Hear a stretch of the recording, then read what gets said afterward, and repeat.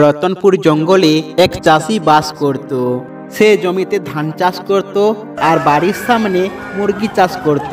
পাশের একটি জঙ্গলের ঝোপে একটি শিয়াল বসবাস করত। চাষির মুরগিগুলোর উপর তার শিকারের নজর। সে মুরগিগুলোকে চুরি করার একটি সুযোগ খুঁজে। আরে আমি তো অনেক দিন ধরে মুরগির মাংস খাইনি, আজকে আমাকে মুরগির মাংস খেতে ইচ্ছে করছে। যাই একটু টহল মাইরে আসি চাষির খামারের দিক থেকে, আয় সুযোগ করতে পারে কিনা। আজকে চাষির মুরগি খাবো, খেয়ে দিয়ে পেট ভরাবো। আজকে চাষির মুরগি খাবো, খেয়ে দিয়ে পেট ভরাবো। কতদিন পর মুরগি খাবো, খেয়ে দিয়ে পেট ভরাবো। আজকে চাষির মুরগি খাবো, খেয়ে দিয়ে পেট ভরাবো। আরে কত বড় বড় মুরগি, কতদিন পর আমার আশা পূর্ণ হবে। আজকে রাতে সুযোগ পালে বেটা চাষির একটা মুরগি চুরি করব। আজকে রাতে মুরগি চুরি করব, খেয়ে দে পেট ভরাবো। আজকে রাতে চুরি করব, খেয়ে দে পেট ভরাবো। সেদিন রাতে শিয়ালটি মুরগি চুরি করার জন্য রাতে প্রস্তুত হলো। যাই এই সময় চাষি হয়তো ঘুমাচ্ছে, রাতে একটা মুরগি চুরি করে এখানে নিয়ে আসি, আর এখানে আজ ভুড়ি ভোজ হবে।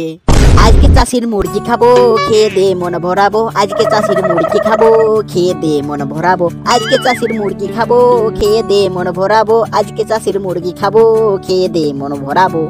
ওহ কি তাজা তাজা মুরগি! এদিকে মনে হয় চাষি ঘুমিয়ে পড়েছে। যাই একটা মুরগি নিয়ে চলে আসি।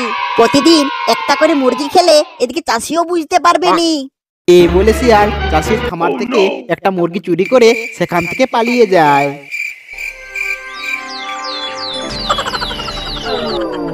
পরের দিন শিয়াল আবারও মুরগি চুরি করতে চলে আসে। এরকম চলতে থাকলে কেউ বুঝতেও পারবে না, চাষি এদিকে কোনো টেরও পাবে না। এরপর শিয়াল একটা মুরগি নিয়ে সেখান থেকে পালিয়ে গেল। জঙ্গলের পথ দিয়ে যাওয়ার সময় সে বাঘমামার মুখোমুখি হলো। কি হে ভাগনা, আমাকে শিকারের ভাগ না দিয়ে কোথায় যাচ্ছিস? দে আমিও খাই, আমি বনেদের রাজা। দূর মেয়া, বনের রাজা হয়ে মুরগি খাই নাকি? যত সব আজগুবি কথা। আর এটা আমার শিকার বুঝছো, আমি এটা আর ভাগ দিতে পারবো না। অনেক কষ্ট করে শিকার করতে হয়। যাও ওই চাষির খামার থেকে তুমিও মুরগি চুরি করে নিয়ে এসে খাও। না, আমাকে লোকালে যেতে অনেক ভয় লাগে। একবার শিকার করতে গিয়ে লোকালের লোকের কাছে আমি গণপিটানি খেয়েছিলাম। আমি সেখান থেকে সেদিন কোনো রকমে পালিয়েছিলাম।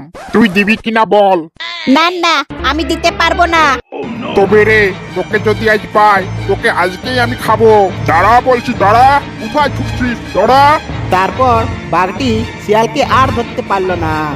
শিয়ালও জঙ্গলের মধ্যে পালিয়ে গেল। পরের দিন সকালে চাষি তার খামারে এসে মুরগি কম দেখতে পেয়ে সে অবাক হলো। বুঝেছ গিন্নি, প্রতিদিন আমার খামার থেকে একটা করে মুরগি উধাও হয়ে যাচ্ছে। কি করি বলো তো? আমি বলি কি, আজ রাতে আমরা একটু জেগে থাকবো, তারপর দেখি কে আসে, আর ধরতে পারলে তাকে আমরা লাঠি পেটা করব। ঠিক আছে, তাই করব। আজ যে আসবে তাকে আমরা ধরবো, বুঝতেছো? যাই, এদিকে অনেক রাত হয়ে গেল। চাষির খামার থেকে একটা মুরগি চুরি করে নিয়ে আসি।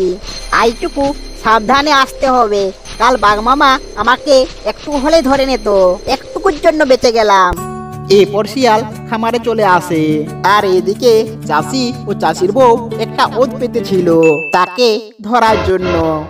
আহ কি যে মজা! এই তো মেঘ না চাইতে বৃষ্টি। এদিকে চাষি কোনো টেরও পায়নি। প্রতিদিন একটা একটা করে মুরগি নিয়ে যাচ্ছি।